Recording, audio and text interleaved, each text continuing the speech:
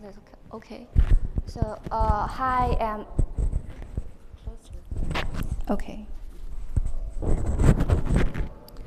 Hi everyone, I'm Yedi from National University of Singapore. So it's my pleasure to share this work. For today, the topic is about the verification of neural networks against the bit flip attack setting. So actually, the bit flip attack is already known as a type of fault injection attack for a long time, especially in the past. Such attack mainly appears in the hardware security issues, especially in the domain of cryptography algorithm trying to release some key information for the private key. So in this talk, I try to revisit such attack in the domain of neural networks from some verification perspective. So also this work is the first attempt to try to verify the absence of such attacks in the neural networks. Okay, so first I will quickly introduce what is the quantized neural network. So actually such quantized neural network is structurally very similar to the original deep neural network, and for the quantized here, we trying to use a lower precision format to store and try to reduce the computation overheads in the runtime. So literally, there are many ways to define the quantization method. Here, I give one of the most simplest method, also very prevalent method named symmetric quantization scheme. So given a fixed quantization bitwise, so we first try to figure out what the size of the quantization step. Usually such step is defined by the value range of the parameters of the target model, and then give floating point values and the obtain the quantization step from the previous computation, and we will obtain such quantized values in the integer domain and also in the fixed point number domain. So under such compression method, the model will be greatly compressed and can be efficiently deployed on the ad devices. Okay, so in recent years, the researchers also learned the bit flip attacks aren't just a hardware issue. They can also seriously threaten the neural network tool. So back in the 2017, this first work showed that fault injection, also the bit flip attacks could disrupt the neural network model's behavior. And then in 2019, the author found that the attacker can only just flip 13 bits and then turn the ResNet 18 into a totally random output generator. So later, the studies went even further, and the author also shown that the attacker can only just flip only one single bit, and that is enough to make the model behave field on some specific symbols while acting normals on other symbols. And now such attacks has even reached to the large language models and treating the large language models themselves as a victim model.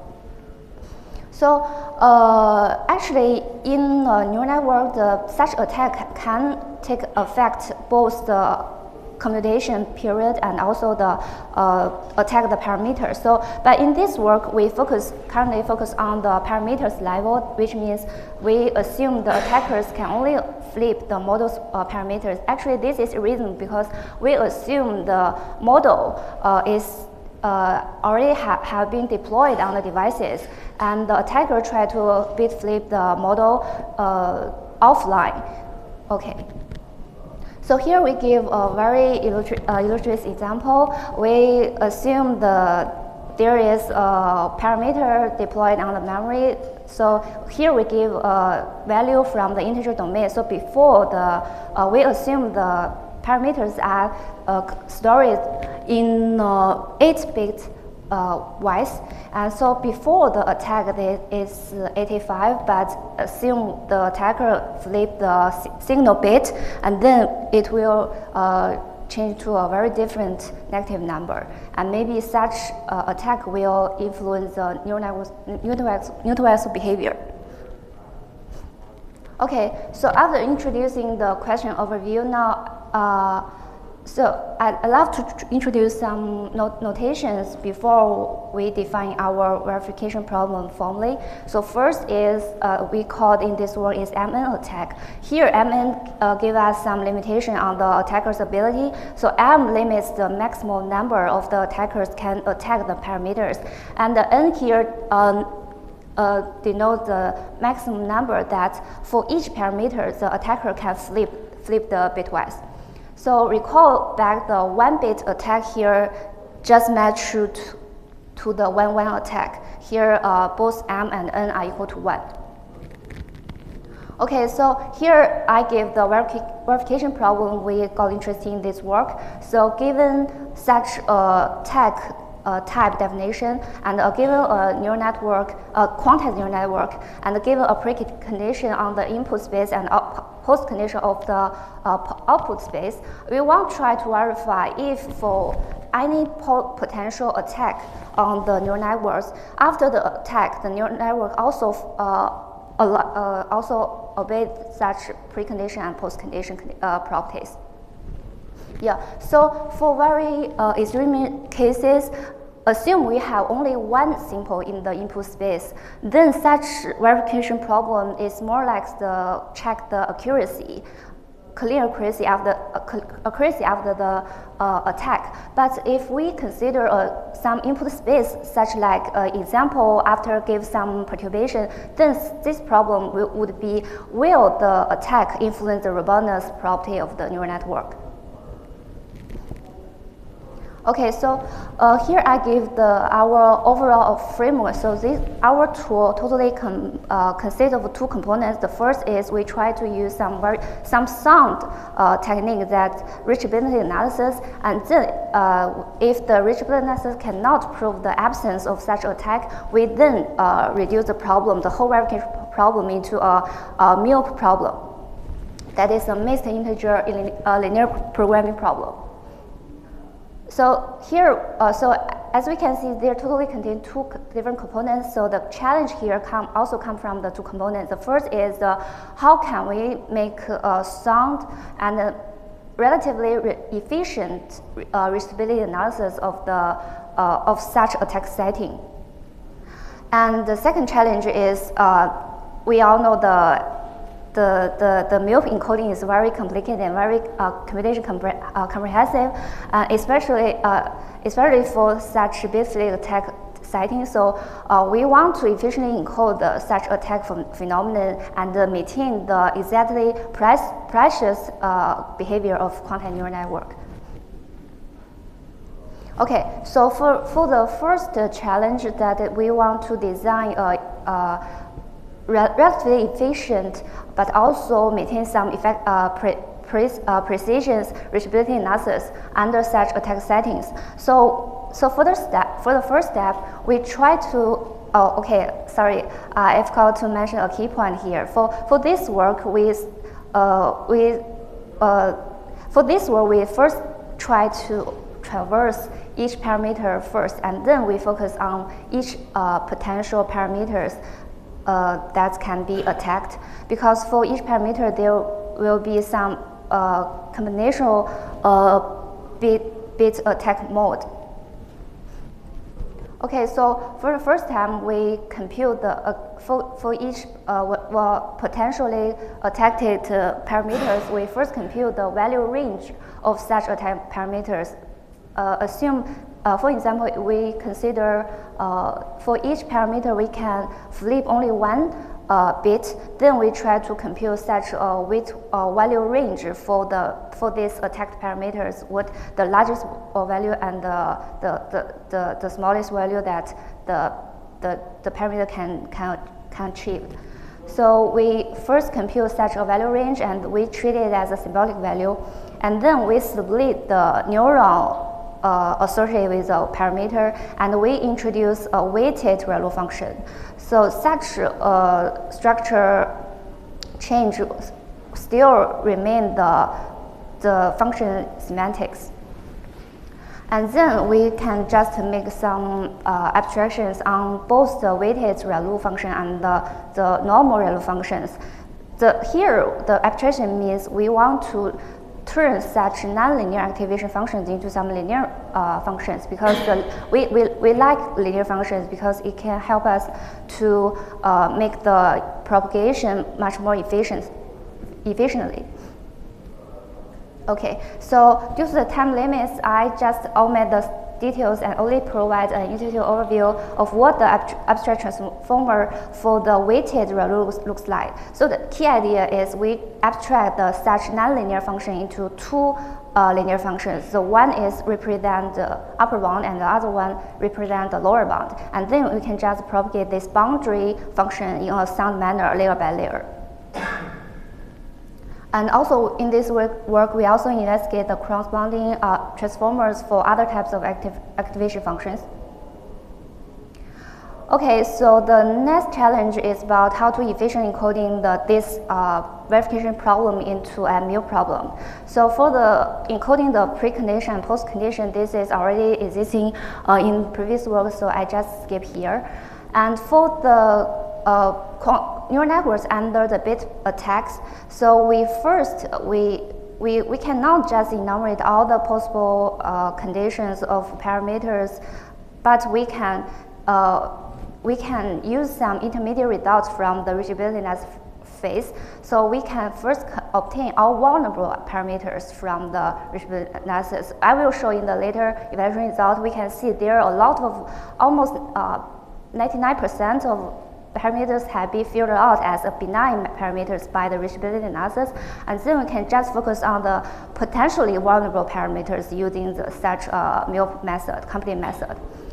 And for each potentially can be attacked parameters, we use such a constraint set to encode the attack behavior. So I just skip here. If you're interested, we can discuss later. And finally, we just can combine all of the constraint and encode the normal network's behavior layer by layer into a single MILP problem. Okay, so for the benchmark, currently we focus on MNIST and ArcSu. ArcSu is a benchmark for the aircraft controller, and here we use some properties that can be proved by the reachability analysis. And here comes the verification result. Here, because this task don't have a baseline method, so we use a very naive method, which means we use a brute force manner to traverse all the possible bit fit attack and use some traditional neural network verification method to do such things, and we compare the verification results during the reachability analysis phase. So for the yellow part means we obtain some effective maintenance, and the green part means the inherent limitation of such reachability analysis method. And for the red part means the effective loss, because we sacrifice some precision, but we want to get more efficiency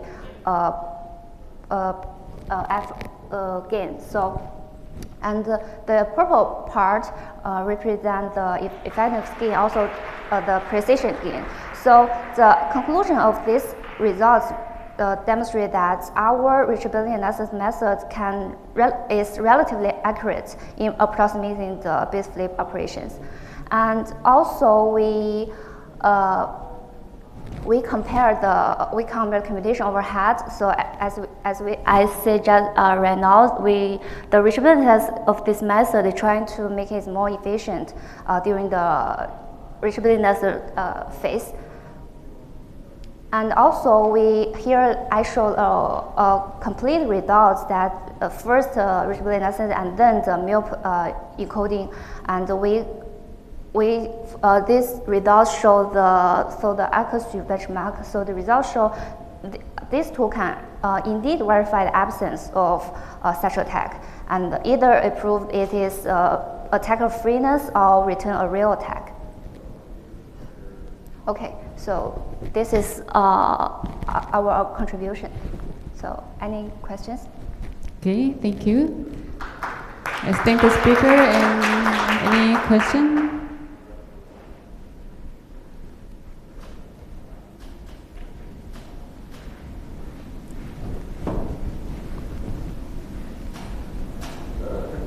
Thanks for the talk. I wonder if you can, I know that this verification, can we integrate it into something to be robust to these attacks? Can be used to fix the You mean trying to fix the vulnerability?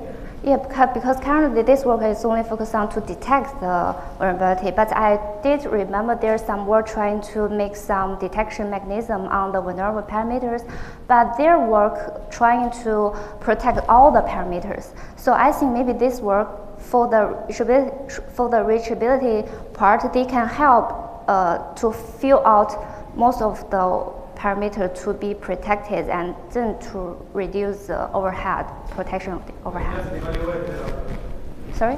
It's evaluation, characterization to protect a robust.